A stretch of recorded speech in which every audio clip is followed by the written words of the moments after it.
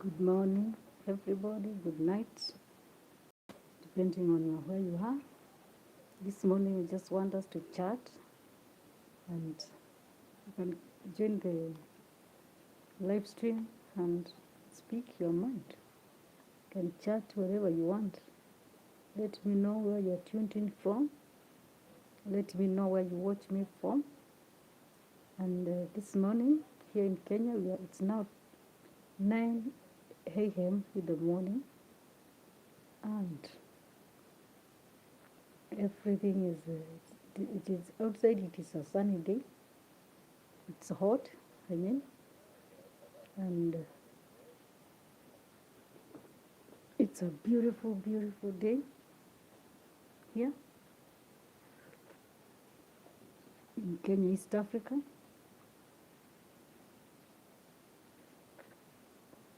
Right now we are in the month of October, and we are expecting rains. We hope God, we trust and pray. We have faith that God is going to bless us with rain. And this is a beautiful, beautiful, beautiful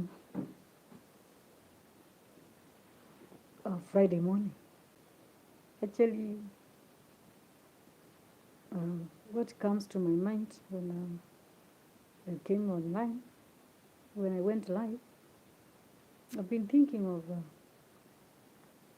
how the climate has changed. As I remember when I was growing up, we used to receive enough rain.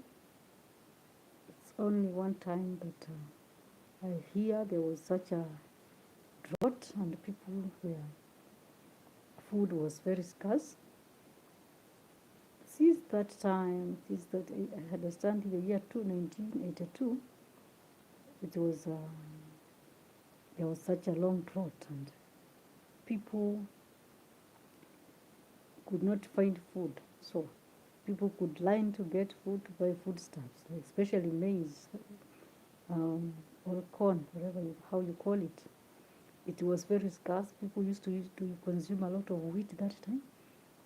I have never known what caused that drought. I've never done research. And now, since the 2019 is when we received good rain. Then December of 2019, we were able to receive some rain. We were able to harvest some food. And the rain was good. The rain was enough. But there was infestation of the locusts. When that food was there, as the crops, when we received the rain, we also received a challenge of locusts. The locusts destroyed plantations. The locusts destroyed many things. They destroyed anything that they could find. But I feel that where it's never reached, where the locusts never destroyed, we were able to get food. But the areas that were destroyed, people suffered losses. And so the animals also suffered the most, because you see they have not been receiving rain that can make the grass to grow. And most especially the agriculture sector has suffered the most, because here in Kenya, most of the population rely on the rainfall. And because when the climate change came, people were not prepared for the climate change. And I believe that is the reason as to why we have not been. That's why people are always crying of asking the government to support them with the foodstuffs. And you find that the government is not able to feed everybody. Even if the government would give some people some corn and maybe some beans or whatever they supply to them, you find that it is not enough. And the reason as to why we should shift to other methods of farming is because if we shift to other methods of farming here, we will be able to come out of this situation whereby we talk about food challenges, food shortages, food insecurity. The moment we shift, we will be able to have enough food. If we can shift to irrigation, and if the government can give us, we can construct big dams in every county. and not just in every county, but in every sub-county, or if I can say in every village, that a dam that can be able to supply water to every household. The water that is not limited, water that is not just made for drinking, but water that is made for irrigation. I'm sure this nation, us as a nation, will come out of this challenge that we are having of having no foodstuffs. It's our government that has come into power. We've seen that they are working day and night to see to it that we are going to come out of this situation. And it's my prayer that the government will be able to construct more dams, and the dams will be able specifically for farming, will be able to be used specifically for farming. And so it's good for every nation. Most of Kenya is among the developing nations, and we face challenge of food, we face challenge of energy, we face challenge of climate change has really affected us. Hi, Stickman. How are you? Thank you for joining me. Thank you, thank you. A big shout out. And we are having, every time we are having such a big challenge of drought, and the drought has affected animals. Most of the animals are dying, especially the cows, even some camels. When there is no food for foodstuffs, the animals really suffer. When we experience long droughts, the animals are the ones which suffer the most. Yes, I'm doing good. Thank you for asking. Thank you for asking. Thank you, thank you. Thank you, Stickman. I appreciate for you joining me. Thank you for tuning in. Thank you, thank you. And we are having such a time that we need to change our mindset. We need to change. Many times we understand that change is, people don't want change. And when things change, people suffer. Because people are used to one method. People are used to, most of the people, the people who were brought up during the times when the climate change was not a challenge, they used to rely on the rainfall. They knew that it will rain this month. We will have this harvest. They were not challenged about how, they were not thinking of other methods. But now we have to think big. As a nation, as a country, as a government, our government must think big, and as the population, people have to change their thinking, people have to change their mentality, and we have to accept the change that has already come, that the climate has changed, and it is not going to change. It is not going to be as business as usual, but things have already changed. We have to accept the change. We have to move on.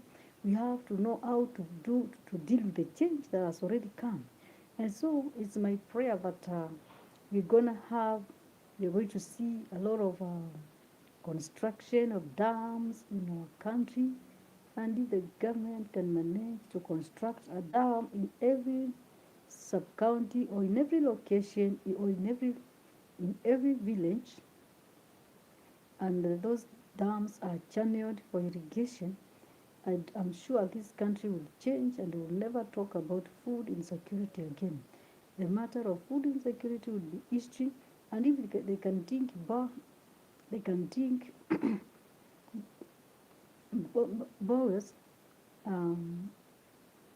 can think water, underground water. The underground water would be very useful, because when you construct dams and the rain does not come, then you have to think big. You have to think out of the box. You have to know, if it doesn't rain, then you have the bowels or the baths that can provide water. If you dig baths, we can have water, we can get enough supplies. Every family can have enough supplies. People can plant different things. People can grow cassava. People can grow yams. People can grow arrowroots. Most of the people who grew up as farmers, they are used to planting maize. They are used to planting beans, and most of the times, the weather department advises people that yes, Stickman. Thank you. I'm at the college. Thank you. Thank you. So most of the people rely on those who grew up and they found that the rain was not an issue. They who never knew that the climate was was to change with the time. They are used to planting the corn or the maize. They just rely on the maize. They just rely on the beans. They are used to doing the things the same way, and they are not willing to change. They are not willing to change. They are not willing to change. They just want to do things the way they used to do. But if people will not change their minds, then we will continue suffering. People will continue having this climate change.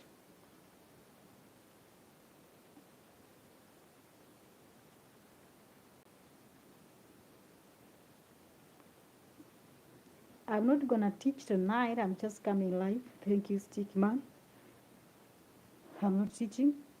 I'm just coming live. Thank you. Thank you for asking. And here in Kenya, it's now, we are in the morning. It's morning here. It's daytime here. Thank you for asking. And when the climate changed, people should have changed with the climate, because the times have changed, and the times are not easy times. Everybody can testify to that it is not business as usual. And people must, no wonder in school we studied that, we used to be told that survival for the fittest and the dying of the less suitable. So people have to change with the times. People have to change and do what, and do and articulate to the changes of the weather. Thank you, my friend. Thank you, Stickman. I appreciate you. Thank you. Thank you for joining my live stream. Thank you. People must articulate to the changes that have come for the environment. We see many hurricanes. We see many. We witnessed many floods. We witnessed. And sometimes we wonder, we need the rain, but the rain, instead of the rain coming, we are seeing hurricanes. We are seeing floods in different parts of the world, and because of the climate change. And actually, we have to think out of the box. We have to think, how are we going to come out of this challenge, this climate change that has been a topic in every part of the world, that has gathered all the countries as they were gathering to discuss about the climate change. It has become an issue. It has become a challenge. It has become something that people would want to come out of it. But how do we come out of this climate change? We have to think big. We have to think big. We have to have a long-term plan. We have to plan, not for today, but not for tomorrow, not for this year, but for the years to come. As the climate continues to change, are we going to continue talking about the same problems? Are we going to continue complaining of the rainfall? Are we going to continue? Because when God created the world, He gave us everything. When you remember how when God created the world, He gave Adam and Eve everything that they needed. They never needed to go to another country to look for something, because God supplied everything that they needed at that time. But because of the people have been able to cut trees, especially here in Kenya, people have destroyed the forests. They have destroyed. They burn charcoal. They say that someone says that I have to burn charcoal because I'm not working to take my children to school. Then they take the children to school through burning charcoal of the indigenous trees. And they don't plant other trees. The children go to school. Once they finish the school, some of them, they don't get jobs. So you have cut all the trees that you had, the indigenous. There's nowhere else you can burn the charcoal. And now the rain does not come because the forest has been destroyed. And people continue they don't see that kind of a challenge. Once you are selling the trees, once you are cutting the trees to burn the charcoal, to sell the charcoal, to educate your children. Hi, Annie Fenin. Thank you for joining me. Thank you, thank you, thank you, thank you. And when people are cutting the trees, especially in some of the arid areas here in Kenya, some of the dry areas, people cut trees. They have destroyed the forest. You find that the trees are no longer there. The indigenous trees are no longer there. And once they destroy the indigenous trees, they don't plant any tree.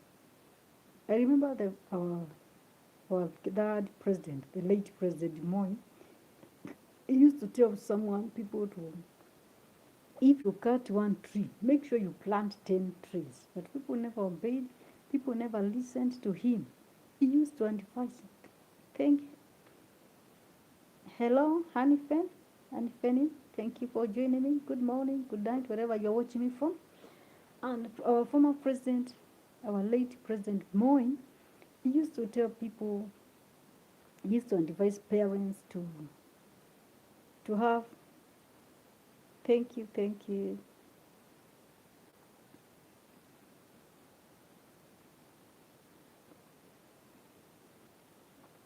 He used to advise Kenyans to make sure that they could only have children that they were able to take care of. But some people never obeyed his instructions. Some people never took his advice. He used to advise people, make sure that the children you have, you are able to take care of them. Don't give birth to children that you are not able to control, that you are not able to take care of. But those who disobeyed his advice, those who overlooked his advice, today they are suffering. They have cut all the trees. Because most of the parents or the grandparents, they never went to school, so they were not able to get jobs, and because they never knew the importance of school, especially during the colonialism. I understand that I have heard that they used to come, and my parents told me that they were being forced to go to school, but they weren't given sweets, they weren't given anything that is good to attract them to go to school, but they never went, they refused. They never knew the importance of school, they never knew the importance of studying. So instead of going to school, they could go to sing the traditional songs, the songs of that time. They never thought about tomorrow. They never thought, because they could not understand what it meant by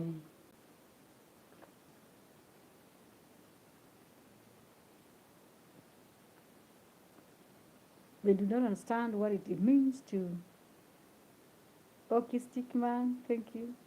They never understood, and they never understood well the importance of education. But the basic thing is that what I normally appreciate from my parents, because they took all of us to school.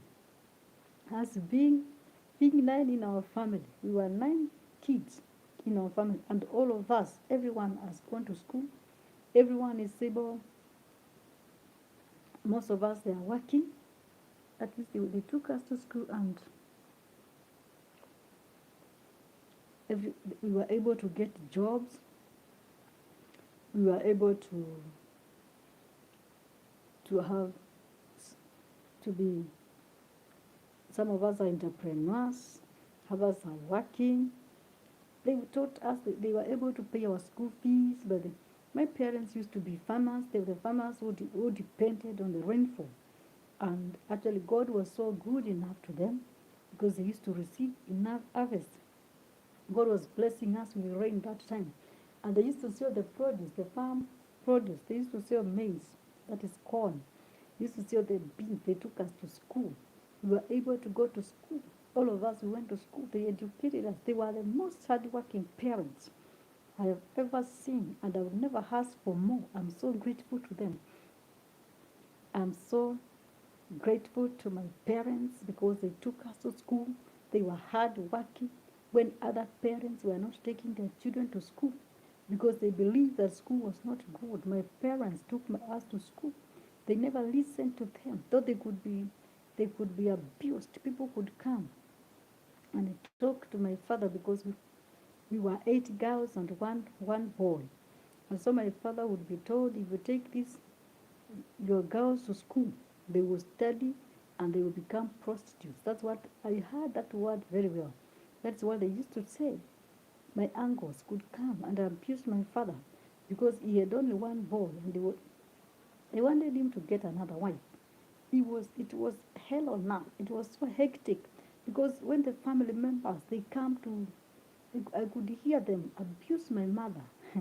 I could hear them come and ask my mother and tell my father, you should marry another wife. They could come openly. They were not afraid. They had no respect for girls. But I thank God because nobody knows the destiny of a person. Nobody knows what the potential of a person. It's only God who understands your potential. So no matter the challenges that you grew up with, no matter the challenges that you faced, one thing you have to stand out, you have to stand tall, you have to do what God called you to do. You have to pursue your dreams.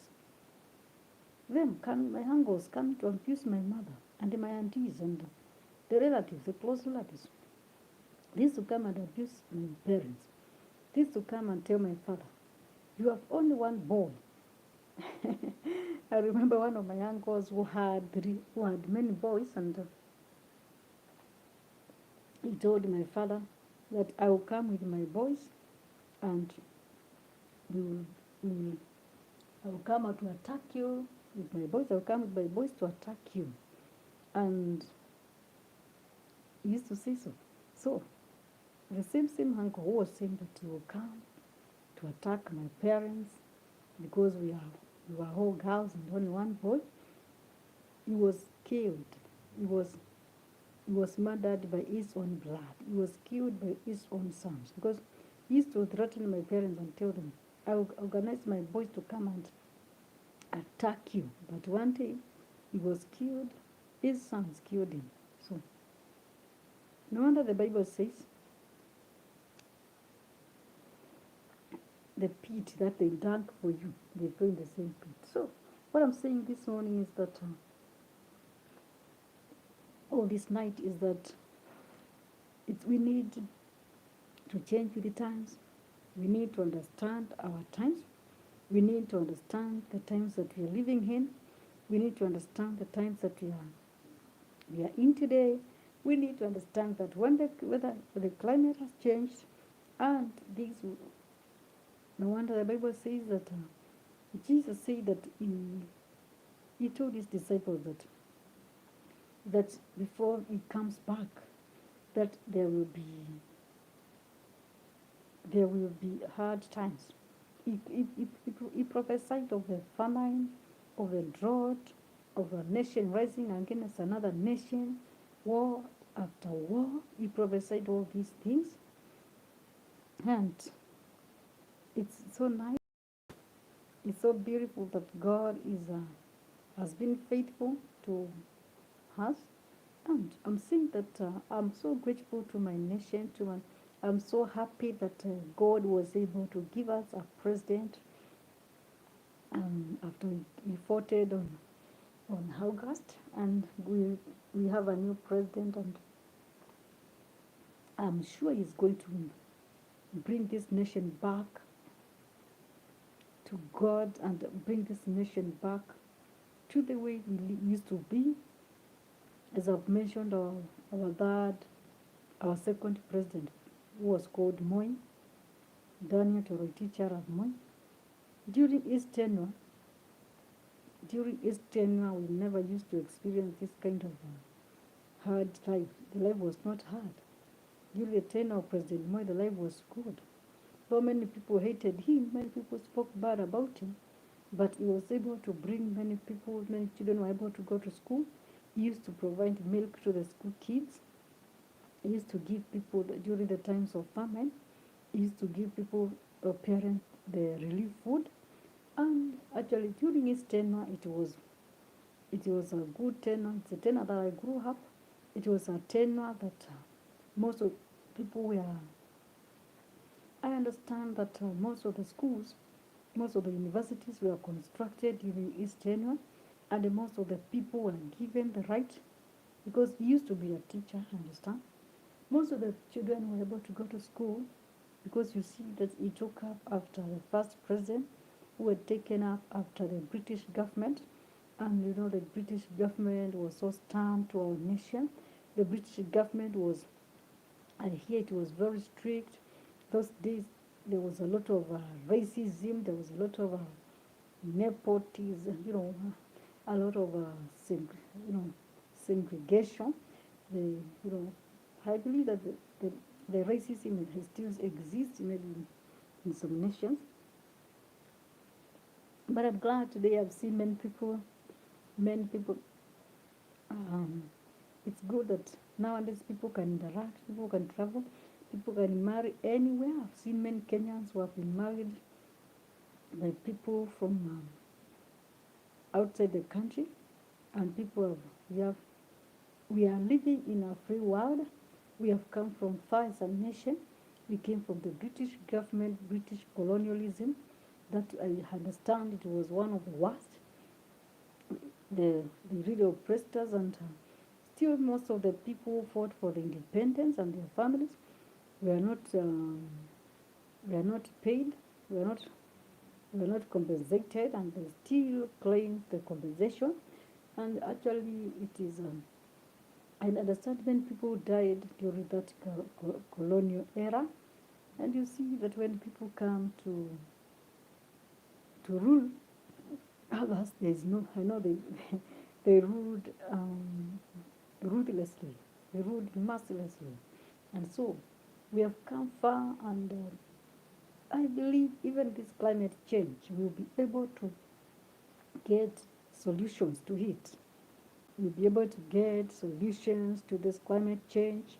We'll be able to come out of the climate change. We'll be able to have permanent strategies, permanent solutions, permanent ways of feeding our people, and even our animals. We'll be able to have, recently our president has just introduced the GMOs, and he's so keen on agriculture, because agriculture is the backbone to our nation.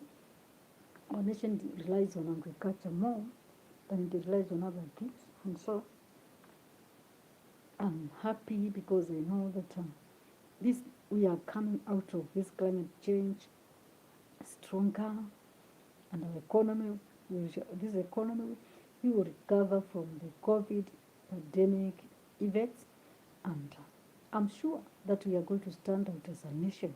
I'm proud of my nation, Kenya, and I'm proud of my President, William Ruto. I am sure that he is going to bring this nation back on board, and we'll be able to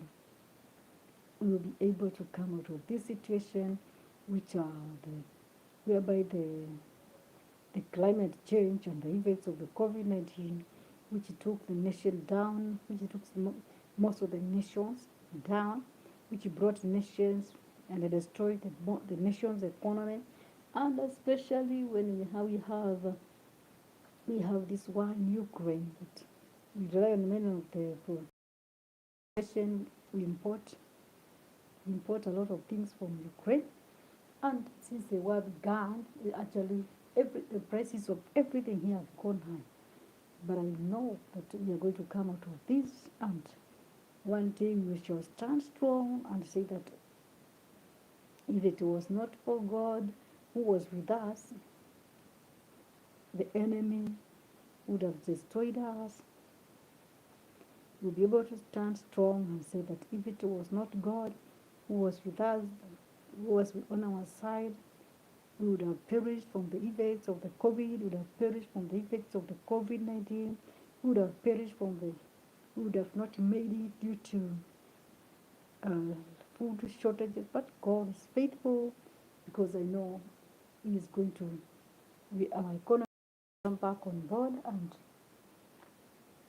we will continue. We will face every challenge as a country. We will face every challenge as the entire globe, because I'm sure that the pandemic was affected every nation, and other things like the hurricanes, like the floods. We've seen many challenges, and which have affected the whole world. It's, I believe that these challenges one day will be an history, and the people will, just as I remember when the COVID came, people were so much afraid. People feared. Everybody was fearing one another. When somebody could sneeze, I remember if somebody could sneeze or cough, people would be run away. It was not. If we overcame the COVID challenges, people will be able to overcome even the challenges that we are facing right now. We'll be able to overcome. If people overcame those challenges, we will be able to overcome the challenges that we are going to be facing, that we are facing right now. And I'm so happy this morning to know that there is always a solution for everything. There is always a solution to everything that happens. Everything that happens. The Bible says all things works for good of those who love God. And I believe that the climate change has taught us a lesson that we cannot rely on one source, that we cannot rely on one plan, that we need to have another plan, that if plan A has not worked, we need to have a plan B. And if plan B fails, we need to have another plan C. We need to think outside the box. We need to see, what if I do this and it does not succeed? Welcome, Stickman. Welcome, Annie Penny. You're welcome. Thank you, thank you. Feel free to make more friends. Thank you, thank you, thank you. And it's good to know that we are able to overcome any challenge that will come on our way. Many times when you face hard times, when we are going through hard, difficult times, we find that the difficult times, they make us hard. They make us stronger. When you face a big thing that you thought, how will I come out of this situation? The moment you fight that battle, every time you face a new challenge, a new mountain that you have to climb, and you climb that mountain, you come out of that mountain stronger than you. Hi, Dajis Corner. Good morning. Wherever you're watching me from, welcome. And you find that many times when you're facing these hard times, you find that every hard time it comes with a lesson. Hard times come with a lesson. And the lesson I have learned from the climate change is that I cannot do the things the same way and expect different results. If I want to have different results, I must do things differently. The climate change has taught me one thing. I cannot continue practicing the indigenous method of farming, the one we used to rely on rainfall, and expect. Okay, good night, Stickman. Good night. Good night. God bless your night. And I've discovered for me to have different results, I have to invest in much time. If I used to invest 3 hours per day to come out with a project, then it means if I want to see different results, for sure, I will have to invest double of the time I was investing initially. And this now brings me to the solution, to the conclusion that for the climate change that has come, we cannot rely on the rainfall anymore. We can't rely farming using the rain. We have to use irrigation. We have to use the GMOs. We have to go to seek different alternatives for farming as a country, as Kenya, and as individuals. We have seen animals, they are dying because of drought. We have to implement on how maybe to grow the grass for them, to plant things that they can be able to eat. We have to understand how to preserve the foodstuffs for the animals. We have to understand how to, we have to preserve animals, the foodstuffs for the animals. We have to preserve foodstuffs for our animals. We can't rely on the same method of feeding. We can't rely on the rain, because initially some years back, the grass was available. Once people planted corn, the corn remains were good food for the animals. The beans, we planted beans, we could give the remains to our goats, to our cows. We planted many things and we never used to have this problem. But now, we have to improvise how to feed our animals. If you have animals, you have to know how you're going to plant their food. As you plant, when the human beings suffer due to drought, the animals suffer the most. Because the animals would need grass. They eat a lot. They're not just like human beings, whereby you can say that I'm going to ration this food. Sometimes I fast. Animals don't understand what is fasting. To eat daily, you have to drink water. So, for people who have been farming the indigenous cows and they have been keeping a lot of them, due to the climate change, people will have to understand that now the time has come. You check for the modern ways of farming. You check for the modern ways of the dairy, keeping the dairy cattle or the beef. You can't rely on keeping the indigenous animals and you have no food for them. And if you have to keep the indigenous animals, then you have to make sure that you invest food for them, the food they're going to eat during the rainy season or during the drought. And if you can't rely on the feeding animals with the grass, you have to change your modality and feed the animals differently. So the climate change, we have to change our thinking.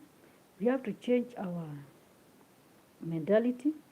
We have to change our way of reasoning. We have to change our way of doing things. We have to change our way of farming. We have to change our way of preserving our food for us and preserving the foodstuffs for the animals. We will not rely on animals feeding on grass alone, just as we can't rely on the rain alone. It's only God who knows how the length of the rain that comes every year. Sometimes you plant and you get a lot of food. Other times you plant, you get nothing. And so, because we rely on rain. But if you shift to irrigating and you plant something that does not take, or else, if you rely on the rain, are you willing to plant things like sorghum, things like millet, things like cowpeas, things like soya beans, things like which doesn't take. There's a group of beans that was called mwezi mmoja, mwezi mmoja. It means that if the rain could rain for 1 month, that breed of beans could do well. But nowadays I don't see that breed of beans in the market. If you want to get something from this kind of climate, then you have to adapt to grow things which doesn't need a lot of rain, like cassava. You grow cassava, you grow sorghum, millet, things like cowpeas. We grow things like pigeon peas. We grow things like soya beans. We grow the beans which doesn't take a long time. We shift to things that doesn't need a lot of rain. And for our people here, they rely on corn is the main food stuff. They have now to improvise the new method of farming. the new technology. You have to rely now on irrigation. But where do you get this water from? If you don't have water, if the water supply is a problem, even in the towns, even in the cities, like in this house, there's no water inside. You have to rely on fetching water from outside. You have to rely on water, food stuff. What you purchase water, you have to purchase water. You can't rely on there's no water inside, so you need to provide ways of getting water to your house. So, if the water is a problem, even in big towns, what about the villages? And my suggestion would be, if our government and our able investors would, and donors would invest in the building of big dams, the dam that can supply all the families, all the households with water at home for their everyday need, including doing irrigation. For sure, this country and all the parts of Africa and any other part of the world would not have problems getting water, would have no problems of seeking for water, would have no problems of food shortages. The issue of food shortage would become history if the nations of Africa invested on building big dams, invested on making sure that every household has water. And the water, not just the water limited, but water you can grow bananas, you can grow yams, you can grow anything, you can grow tomatoes, you can grow potatoes, you can grow onions, you can plant green vegetables like kale, like sukuma wiki, like spinach, a place you can grow anything. If you invested in that, actually would be so fun. And I know that we must come out of this climate change strong. We must overcome this problem of climate change. Or else, if we don't take any step, we cannot do this thing. My suggestions would be, we have to seek for how to get water for irrigation. We have to make sure that we irrigate our farms. People are taught on how to practice irrigation. We have to make sure that we do farming differently, or we change the crops we are planting. If we are relying on rain, make sure that you plant crops which take short season, which need small amounts of rain, small liters of rain. The other way, we are gonna plant trees. We should make sure that we plant trees in every homestead and in every forest that belongs to the government. We should plant trees. People even, I wish the government would make sure that every person plants trees in their forest. Because unless we do that, we will continue talking of the same issue. It is possible to change. It is possible to come out of this problem of climate change. It is possible for us to be innovators, to innovate modern methods of farming. It is possible for us to have enough food even during this climate change challenges. It is possible for our economy to grow again, even following these post-pandemic effects. It is possible for us to outshine in every sector, to outshine in agriculture, to outshine in energy sector, to outshine in the industry sector, to outshine in the tourism sector, to outshine in every sector of this nation. Able, we can do it, we can make it. We have the resources, we have the knowledge, we have good leadership, we have good governance. As a nation, as Kenya, we have a good president and his deputy and this team, and God is with us. We have God at the center of everything. We can do it. Thank you for watching this video. Thank you for joining me. Bless you. Thank you for tuning in. Thank you for taking your time to watch this. I always appreciate. See you in the next video.